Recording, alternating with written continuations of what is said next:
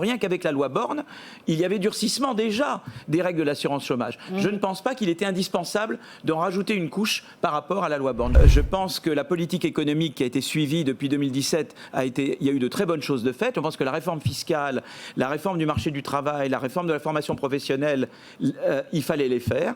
La réforme des retraites, alors je ne l'aurais pas faite exactement comme ça, mais il fallait en faire une. Je veux dire, il y a eu beaucoup d'emplois créés, il y a eu beaucoup d'entreprises créées, on a endigué la désindustrialisation en France. Donc je pense qu'il y a eu beaucoup de choses qui ont été bonnes. Ce qui n'a pas été bon en France, c'est qu'il y a eu une absence de dialogue social. Voilà. Je pense que, et notamment au moment de la réforme des retraites, je pense qu'on pouvait davantage dialoguer avec notamment la CFDT. On n'a pas tiré parti du fait que la CFDT est un parti réformé, un syndicat réformé. Donc ça a manqué. Ouais.